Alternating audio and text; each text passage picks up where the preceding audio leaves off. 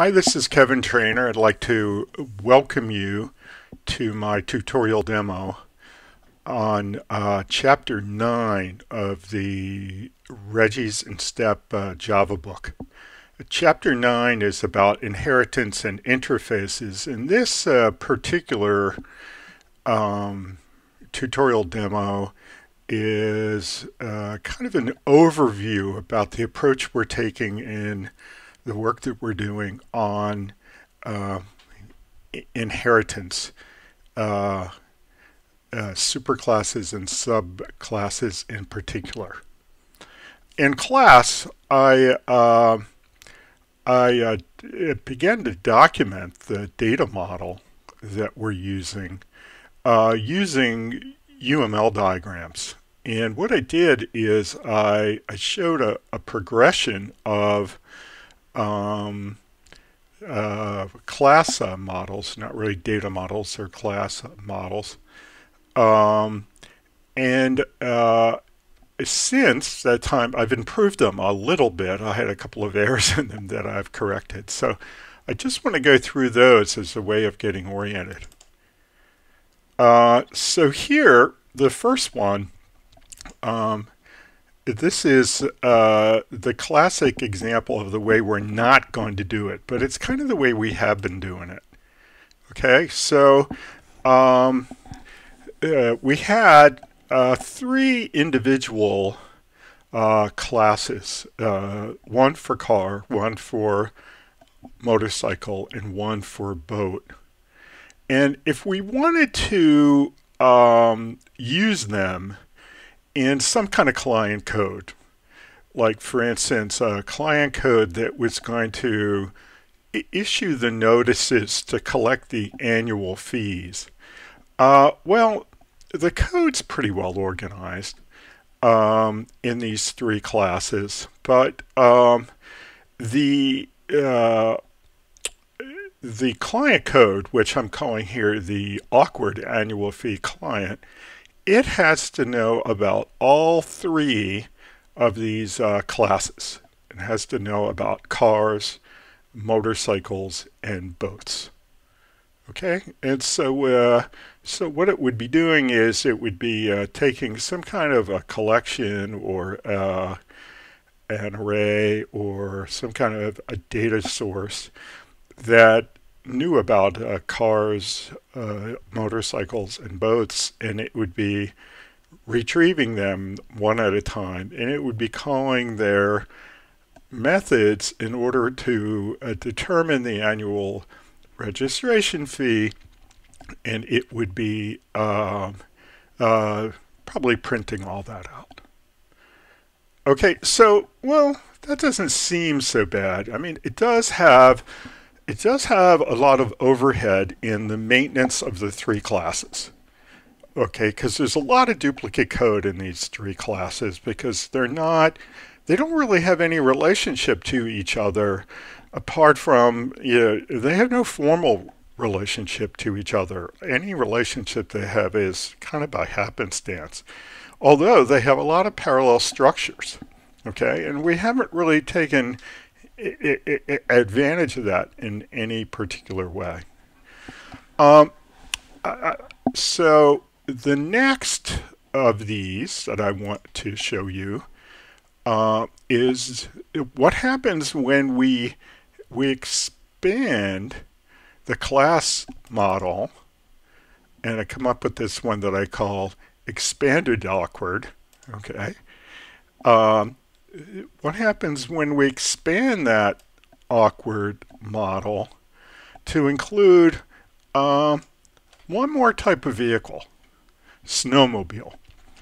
Okay, and potentially we could, if the state's looking for a revenue source, we could come up with all kinds of things we want to register and license in order to get revenue. In these lean times, the idea that we might come up with a whole new class of object that we would like to register and license and charge for isn't really all that unusual of an idea. Okay, And there are two problems with the current class model architecture, the awkward one, the one that we're not doing. One is when we create the snowmobile, we create a lot of duplicate code.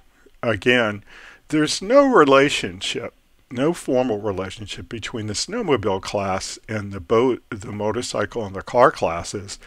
They are all independent of each other. So the best we can do is when we do the snowmobile one, we can take one of this car, motorcycle, and boat, and we can do a lot of copy pasting. Now, that's not ideal. We still, that helps us through maybe the original authoring, but it doesn't really help us through the maintenance because now we've got 4 classes that we need to maintain. And something that is not real clear to the beginner is that there's another problem, and it's almost a bigger problem. Before we expanded the number of classes that we were using, this awkward annual fee client, it had to know about 3 classes. It had to know about car, motorcycle, and boat. If we add a snowmobile, now it has to know about a 4th class. Well, you might say, well, that's not really that much.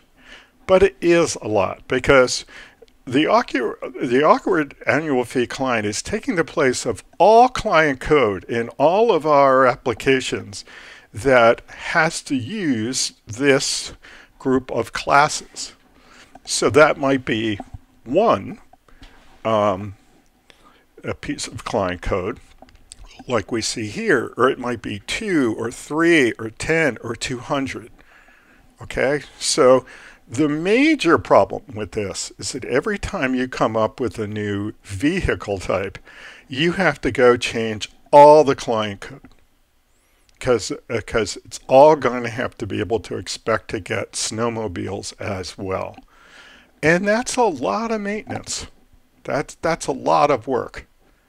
So the next version of the class model, the one I call improved, takes this into account and it solves a lot of problems. So let's go look at that.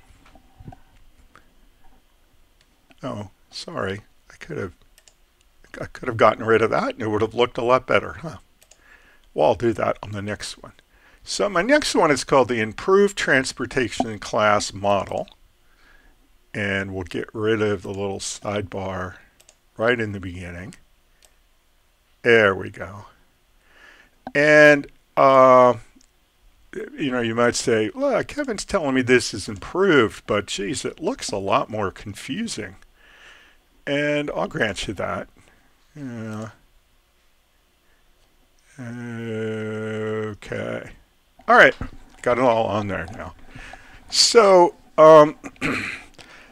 there's a whole new thing over here called array-based tests, array-based vehicle test data source. And I want you to not pay attention to that for right now, okay? Right now, you see that we take our 3 classes, car, motorcycle, and boat, okay, and they become subclasses of vehicle. And vehicle becomes the home for all the common data and behavior, okay? Something you can't see from the version of the PDF that we have here is in the underlying diagram that I used to create this, the word vehicle and then this determined annual registration fee were set in italic type. Now, for some reason, the way the export to PDF works on this particular diagram, I'm using Visual Paradigm Community Edition. For some reason, that's the part of the diagram that doesn't get accurately portrayed when you convert to PDF. Well, what does it mean that, well, I have these in italics? It means that they're abstract, okay? So what I did when I created this superclass, we talked about this in class, is I didn't have common code for determine annual registration fee because they all did it completely differently. Okay, so what did I do? Well, I just made this an abstract method which becomes a contract that any subclass of vehicle has to fulfill by implementing the method. And you can see all three of them get implemented here. The other thing I have up in vehicle is I have a base version of toString that takes all the common fields into account, and I have a base version of equals that takes all the common fields into account. And what I have down here in the subs are a toString and equals that override the toString and equals in the superclass, but they're smart enough to also call the version in the superclass and get the benefit of the common code that's there. Okay, we'll take a look at that in this group of tutorials. So you can obviously see that one of the benefits that we get here is that we can it's a lot easier to maintain this code base because all the common stuff only appears one time in this abstract superclass vehicle. And if some of those requirements should change, we just go right into vehicle and we change it. And immediately that becomes effective for car, motorcycle, and boat. So that's terrific, right? So I'm just going to talk about this aspect of it now.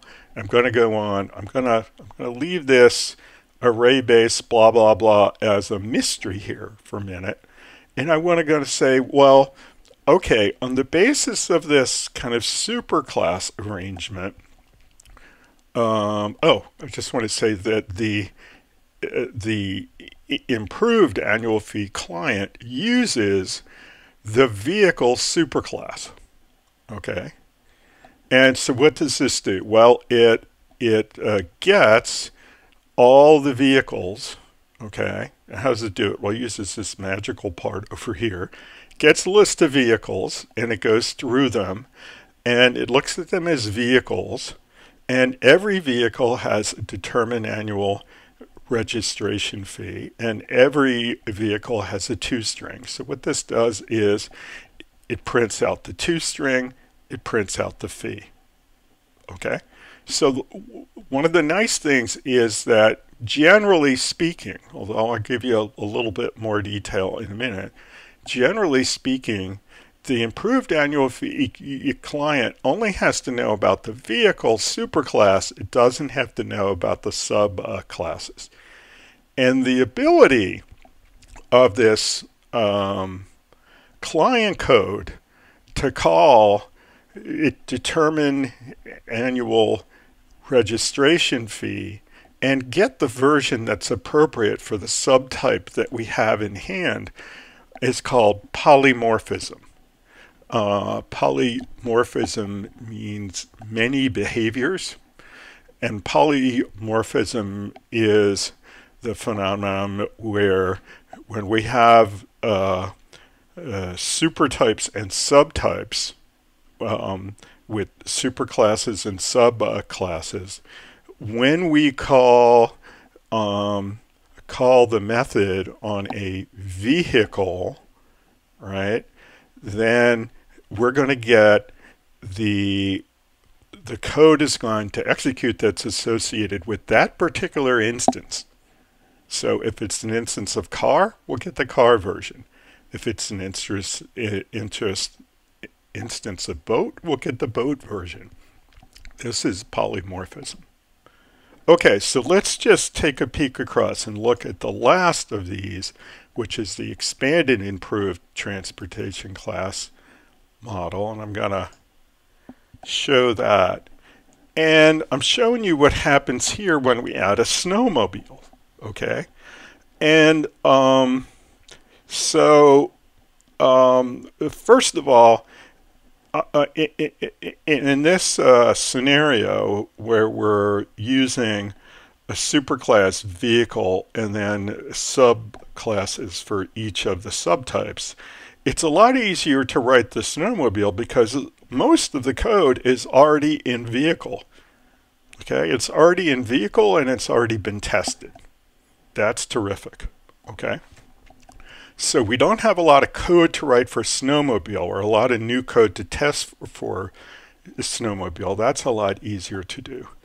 And because of the way that we refer to vehicles in this annual fee client, we just get one more manifestation of polymorphism, which is when we have a snowmobile, when we call determine annual registration fee, we get the behavior that's appropriate for the snowmobile. Okay? And because of this magic that we have over here, which I'm going to explain in just a minute, the client code doesn't have to know about the subtypes. This is a big deal. Big deal. Okay? Because again, we only have one client, but in your system, you could easily have 2 or 5 or 8 or 10 or 25 or 200 things that use this group of classes. And if it uses them as vehicle, if it can deal with the supertype vehicle, then it doesn't have to know about the subtypes. So we can add another subtype and not have to fool with this client at all, which is pretty neat. Well, how do we make that work? Well, we used a data source. Okay, so what we really want to do, typically when we're processing things like this, like, annual client fees, monthly billing, this kind of stuff, we go at them in what we call a batch approach.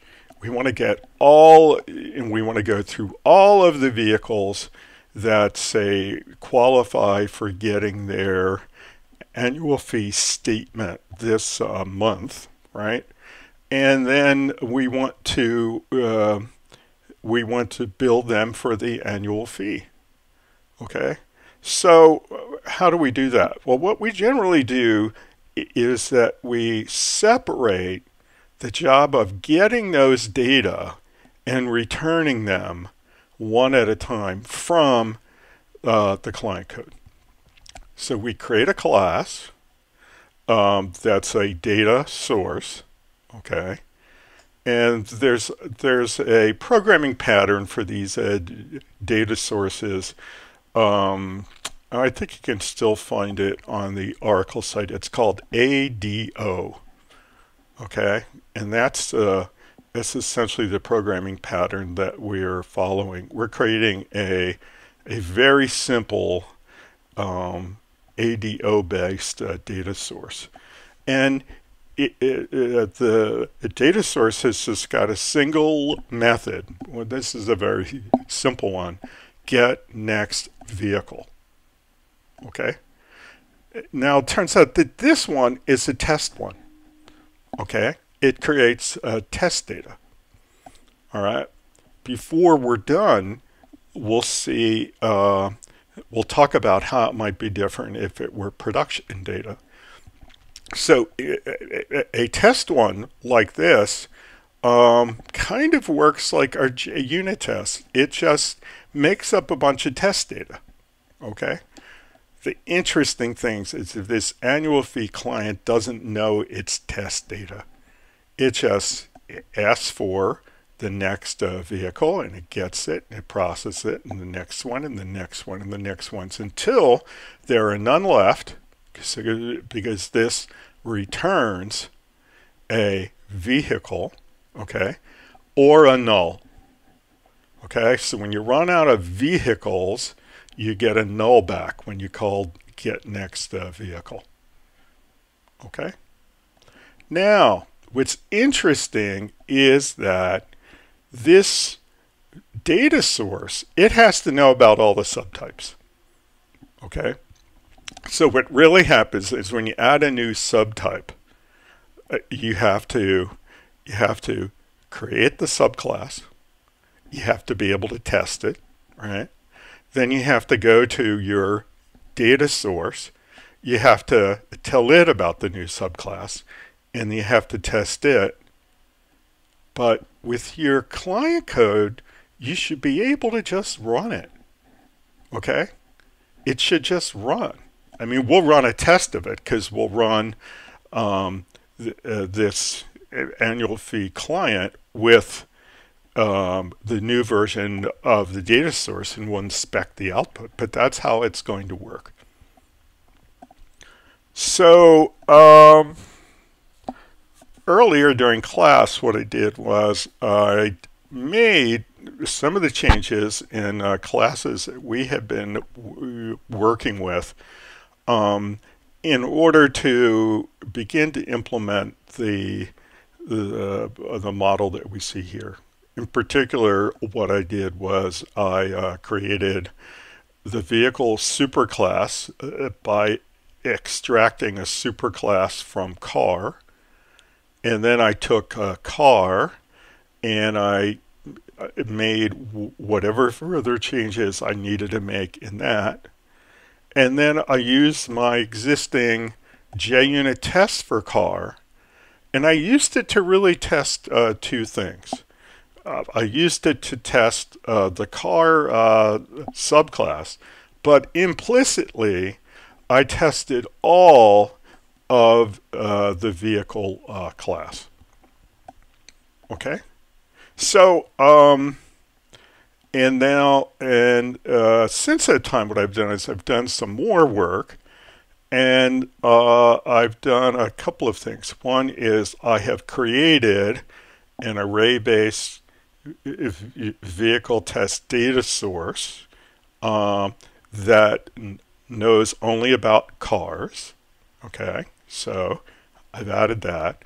I've created a very simple annual fee client that knows about any kind of vehicle, and when I run that, I get the annual fees that are appropriate for the test data that is embedded in this vehicle test data source.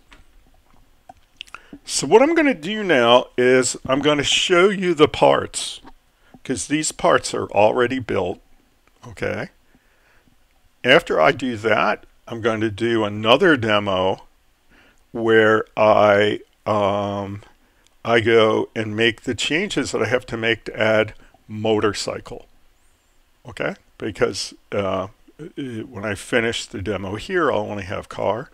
So I'm going to do a separate demo to add motorcycle. Okay, where I'm going to kind of do the same thing. I'm going to get the extra code out of the motorcycle class, because the old version of the motorcycle class that I have is doesn't work with the superclass. So I'm going to change the motorcycle to work with the superclass. I'm going to go to motorcycle test, and I'm going to change that test to make sure that it fully tests motorcycle. Okay, I'm going to go to the data source, and I'm going to make sure that it knows about motorcycles and that it can create a handful of test motorcycles. And then I'm not going to have to change the annual fee client, I'm just going to have to run it and see that it does motorcycles. Okay, so we're not going to have to change this code at all. We're just going to have to run it. And then, of course, I'm going to turn it over to you for an exercise where you do the same thing for boat. Okay? So I'm going to pause here a second. I'll be right back to take you through vehicle, car test, array-based test data source, and annual fee client. Back in a sec. Okay, so let's shrink these tools and let's open up our copy of Eclipse here. And let's just make it as big as it will go. Okay, that looks pretty good. Okay, so I'm working in Chapter 9 Demo, and I've got two source code folders, one for source, one for test. That's what we've been using. I've got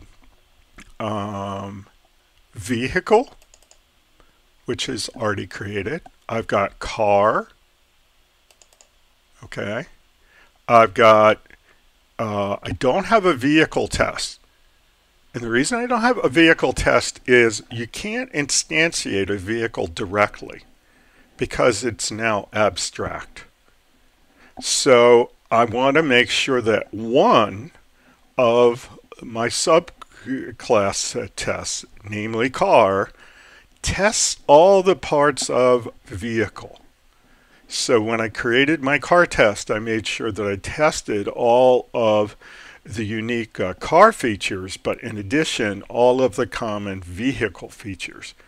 I won't have to do that for the rest of them. I won't have to do that for motorcycle and for boat.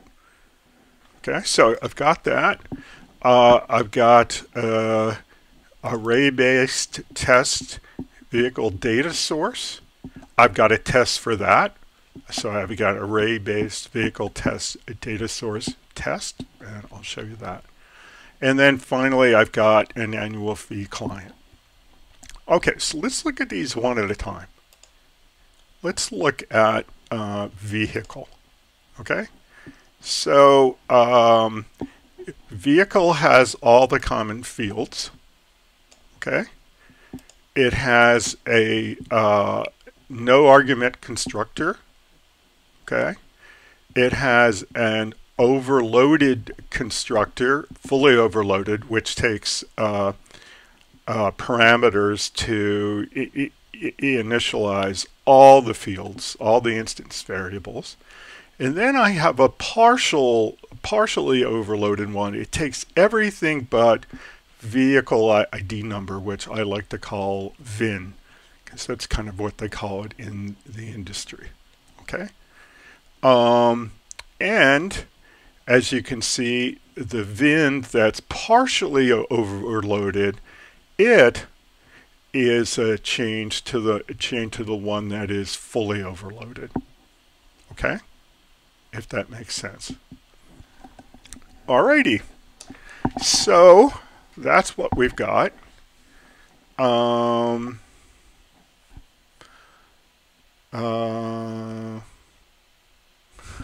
You know what? I don't think I need this third one here. I'm going to pull this one out. Let me pull this guy out. I recently added this. Okay, but I think the right way to do this, you don't have this, and I'll show you why in a minute. Okay, so let's save this. Sorry. Save this. Oh, I hate it when that drops down. Okay, so that's the vehicle. Oh, I'm sorry. And then we've got the getters and the setters, right? We created a toString that just has the vehicle fields, the common ones. we created an equals and hash code that considers all the vehicle fields except that it doesn't consider VIN as being significant because that's part of our spec. Okay, but all the other ones it does. Okay, and then we have a placeholder for determine annual registration fee. Here's an abstract method that doesn't have an implementation. Because this is abstract, the whole class is abstract, which means that we can't create instances, direct instances of vehicle, which also means we can't have a proper unit test for vehicle. All right, well, that's all right. So let's look at car, okay? Because we don't have a unit test to look at. Let's look at the code for car. So the code for car begins with all the fields that are unique to car. And of the instance variables, it's just fuel type. There are some constants that are unique to car that have to do with the fuel type, gas, diesel, electric. So we have them here. The constructors that we have here are a no argument constructor, okay, that will automatically call the no argument constructor in the superclass. Perhaps we make that explicit now. Let's say super paren, okay. And then we have a fully overloaded one, okay. So that's calling the fully overloaded constructor in the superclass, but of course we're not able to set the fuel type that way because that's not one of the common fields. So we also have to call the setter for fuel type. Okay, and then down here, I'm going to do this slightly differently. No, I'm sorry. Not doing it differently. That's what I just fixed. So what I did here is I took my constructor that doesn't take a VIN, okay, and I chained it not to a constructor like that in the superclass, but I just created a constructor like this in the subclass. So what I do is I call the fully overloaded constructor in the subclass. So that's how I chained it. And this is going to chain to the one in the superclass. Okay. So we need a getter and setter for fuel type. Okay. We generated a toString. Now, when you go to generate the toString, there doesn't seem to be a box to say, oh, I want my toString to include some text for the toString from my superclass. So what I did is I took the generated toString and I added this to it. Okay, so that's why when I get the toString for a car, it includes the toString from vehicle. Overrides and equals is, I was a little concerned I was going to have the same problem there, but what's interesting is that Eclipse is smart enough that when you generate a hash code and equals for the subclass, it calls the hash code on the superclass and then it modifies it, or it checks the equals on the superclass first. Okay, so we didn't even have to ask for that, it just did it.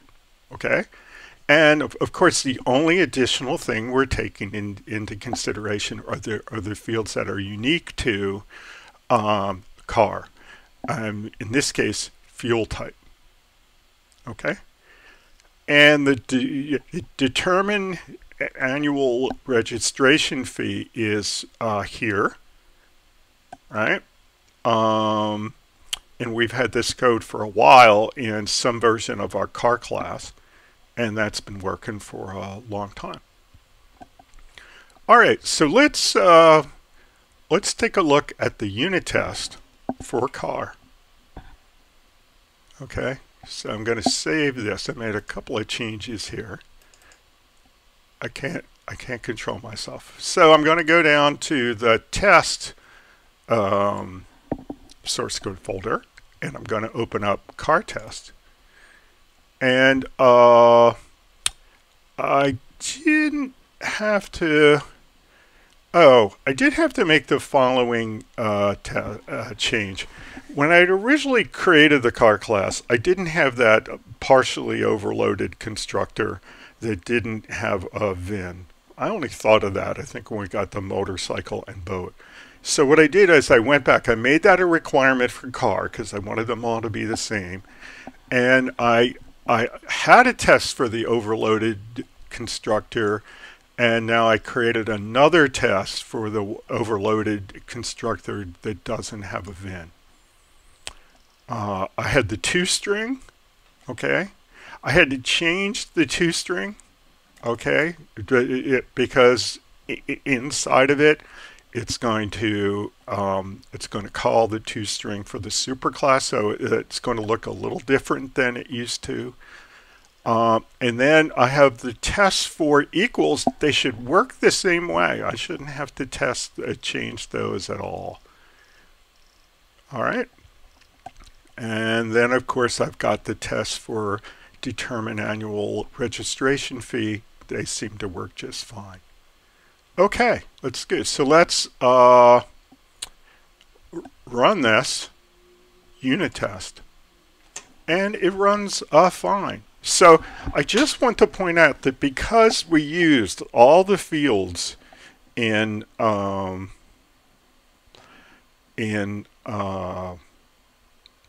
superclass, we've now tested the getters and setters in the superclass. Not directly, we tested them indirectly as we tested car. Likewise, because we have created, because we have chained to the constructors that are in the superclass, we've tested the constructors in the superclass. Because we've called the toString and the hash code and the equals in the superclass, we've tested them. Because because we called determine annual registration fee, and we got the right behavior for a car, we know that the relationship between that abstract method that's in vehicle and the one that overrides it or implements it in the subclass is working. So we fully tested car, but implicitly we've fully tested vehicle. Pretty cool, huh? Okay, so that's car test, car, and vehicle. Let's look at this data source and see how it works. This is a typical approach in Java programming. Okay, typically most of your application doesn't deal with the way your data is represented externally in a file or a database. Typically what happens is we hide those assumptions in some kind of a module like this, some kind of a data access object. And again, there is a sort of architectural pattern called DAO, or data access object, that this is based upon. And the way this works is that this is a test one. Okay, so we create one copy of this. When we call it when we construct it, it initializes itself. Okay? Where does it keep all of the vehicles that it would like? Well, it has a field that's called vehicles. That's an array of vehicle. Okay? And how many do we have? Well, we have a constant that we put here that we're going to have to change when we add more data. Okay, so it's got 5. So it's 5 long right now. I've got some other variables that I use, but what you want to see here is this no argument constructor. Okay. So the no argument constructor, again, it can have an explicit the call to the superclass constructor. That's just going to call the constructor in java.lang.object. It doesn't really do much. But it calls a method called initialize vehicle array. Okay, and let's look at what that does. Well, it doesn't have to create the vehicle array because that's created up here where we declared it, and it's the right length. So what does it do? Well, here's what we have to do in our data source. Okay. Every time we add a new subtype, we have to add, I'm going to say, 5 instances of that subtype to the array. So how did I do this? Well, I'm going to have 5 of them. They're going to be in index 0 through 4. Okay. I want to make sure that the number of vehicles is 5, so it's long enough, right? And I want to make sure that I construct what I'm supposed to. I'm constructing 5 cars, and I am putting them into index 0 through 4 of the array. Okay, and that's all I'm doing. And this only gets called one time when we construct the data source. Okay. Now you might say this is a phony baloney thing to do. Well, it is, but we need to be able to do sort of integration testing of our code and system testing of our code. And in order to do it, we need to be able to sometimes to run with test data. So this, being able to switch to using this data source allows us to do this. Okay, and here's the code for getNextVehicle. It's really pretty simple because we've kept track of how many vehicles there are. Okay, so it comes in and it says if is exhausted. So if the data is all gone, return a null. Well, how do we know if it's exhausted? Well, it's initially false. Okay, well, how does it ever get turned to true? Well, what we do is we say the answer that we send back is the we use next available index as an index. Okay, that starts out as starts out at 0, so it points to the first one. Okay, so then we say so we return the right vehicle, and if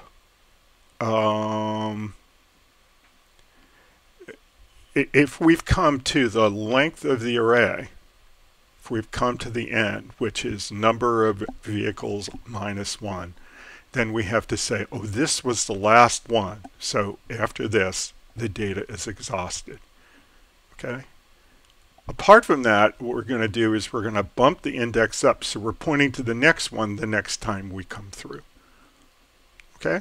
Now you have to do a little thinking about here, but this is going to empty out the array. When we get to the last one, we're going to get a null. Okay, well, you could just assume that this is going to work, or you could test it. Always test it when you can. So I created a companion test class that has the same name with test at the end. Okay, and here's what it does. Okay, it tests the proper initialization of the test data source. Okay, so if this, in its current state where it knows only about cars, and there are 5 cars, well then it should be able to get 5 cars in a row, okay, and then it should get a null back to say it is exhausted the next time we call get next vehicle. So here's what I did. I wrote a loop, okay, that I do 5 times, and what I do is I do get next vehicle. I'm sorry. The first thing I do is I create the data source, right? So it has a very long type name, array-based vehicle test data source, and I create a new one. When I do that, when I create a new instance, I only create one. When I create a new instance, it populates it with the test data, it initializes it, and now I should be able to do 5 gets, okay, and each of them should be an instance of car. So instance of is a comparison operator where you can take a variable that points to a well, it's most helpful when the variable is an instance of the supertype and you're checking if it's an instance of a subtype. Okay, because what it knows about vehicle is that it is a vehicle. Okay, but we can also say, oh, in addition to being a vehicle, is it a car? Okay, so that should be true 5 times through, and then the next time through we should get back a null to say it's empty. Well, let's see. Let's run a test. I'm going to run my unit test again, and it works. Now, just to remind you of good habits, I never really showed you that I could make it fail, right? So I'm going to do that. Going to fail it. And now it's failed. Now I've got to rehabilitate this test. And save it. And run it. And now it passes. So the data source is, it's a new animal. Okay, it's a pretty common thing. What we do eventually is we create a new data source that's a lot like this one, but it's not implemented with an array that has phony test data in it. We might have one called production data source, and it would have a lot of code in it that got the real data from a MySQL database. Okay? But this is how people typically test. Okay. So we've got all that. Now, there's one more thing that we have to do. We have to take a look at the annual fee client, because we haven't really looked at that yet, and then we have to run it to make sure it actually runs. I've claimed that if you follow the recipe that I'm following here, every time you add a new subtype, it's just gonna run. Well, that's a great claim, but let's see. Okay, so let's open up annual fee client.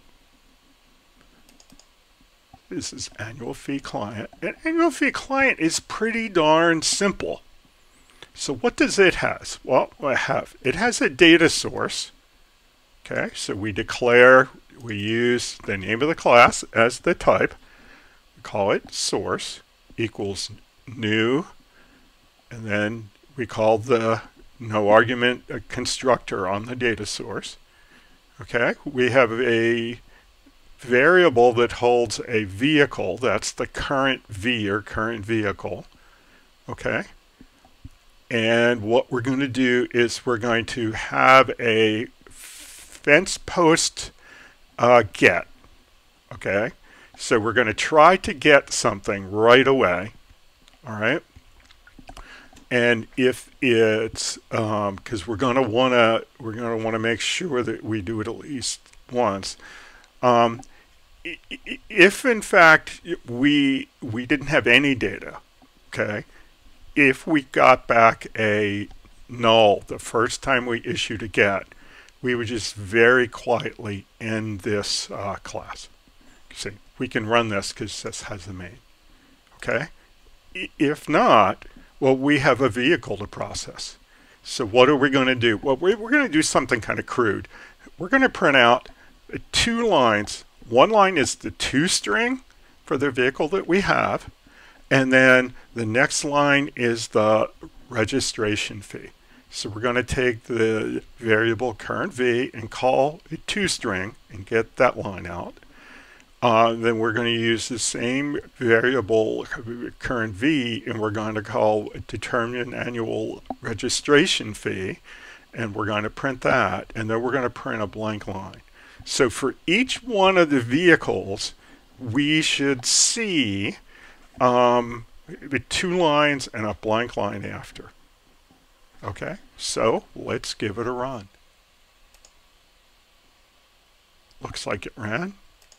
Let's open this up. So in my test data, I've got 5 cars. So what I've got, car, car, car, car, car. Okay, and if you look, they are the appropriate makes and models. And just because I'm a good developer, I put an instance of all 3 fuel types there.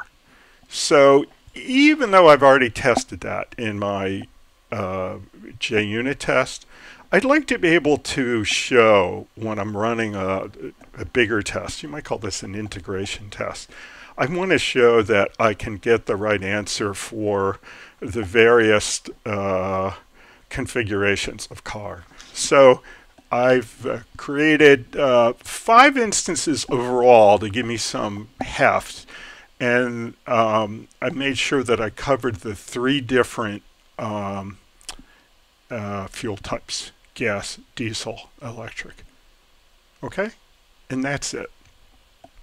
So what's really neat is that I'm claiming that when I go through the next of the demos where I show you that I can do this all for motorcycles, when we come to this, when we come to annual fee client, we won't have to change a lick of code, not a lick. And we'll run it, and it'll know about motorcycles. We will already put 5 motorcycles into the data source. So when we run it, we're going to see 5 cars, 5 motorcycles, without having changed a comma or period, not a lick, not a character of the client code. And this is because we have relied on a super type to keep the details of the subtypes away from the client code. And again, you might not just have this one client. You might have 2 or 5 or 10 or 200. Okay, so it's a lot of code to possibly have to go change every time you create a subtype. And what we're going to show is you're not going to do it.